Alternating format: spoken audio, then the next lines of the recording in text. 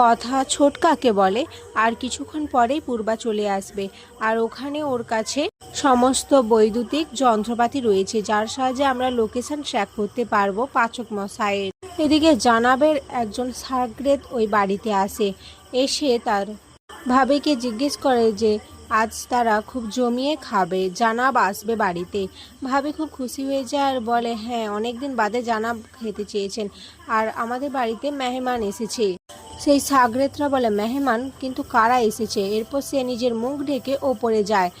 অপরদিকে পূর্বাও চলে আসে আর পূর্বার থেকে সমস্ত জিনিসপত্র নিয়ে আক্কি, কথা, প্যাটি সবাই মিলে পাচক মশাইয়ের লোকেশন ট্র্যাক করার চেষ্টা করে। এদিকে ঋতু দরজার বাইরে কারোর পায়ের আওয়াজ শুনতে পেয়ে কথাদের সতর্ক করে দেয়।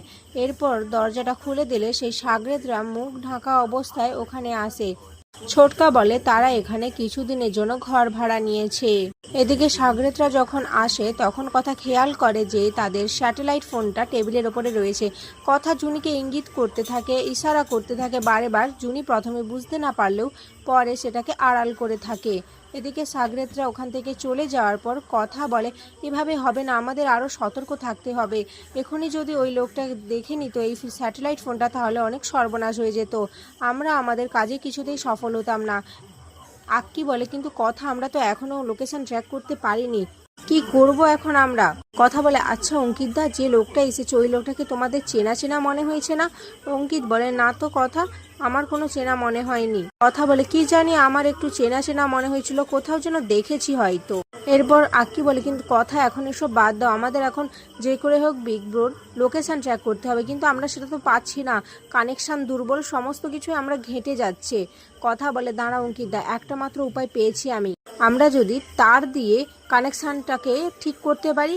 অঙ্কিত বললে ব্রিলিয়ান্ট আইডিয়া। এরপর কথা জামা কাপড় শুকোনোর বাহানায় একটা তার নিয়ে সেখানে ব্যালকানিতে টাঙানোর ব্যবস্থা করে। এদিকে সেই সাগরেদরা চলে এলে কথা বলে আসলে আমরা এখানে তার টাঙাচ্ছিলাম জামা কাপড় মেলবো বলে। এরপর সেই সাগরেদরাকে এই কথা বলে যে আপনি যদি একটু টাঙিয়ে দিতেন তাহলে খুব ভালো হতো। সেই সাগরেদরা তার টাঙিয়ে দেয় আর বলে তার তো খুবই পাতলা, ভেজা জামা কাপড় থাকলে তো এটা ছিঁড়ে যাবে। কথা বলে না না, আমাদের কোনো অসুবিধা হবে না, আমরা এভাবেই অভ্যস্ত।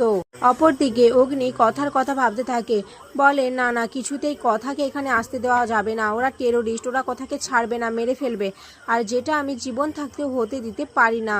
আমাকে কিছু একটা করে যে করেই হোক ওর কাছে খবর পাঠাতে হবে, কিন্তু কিভাবে? তখনই এভির কাছে দুজন লোক আসে।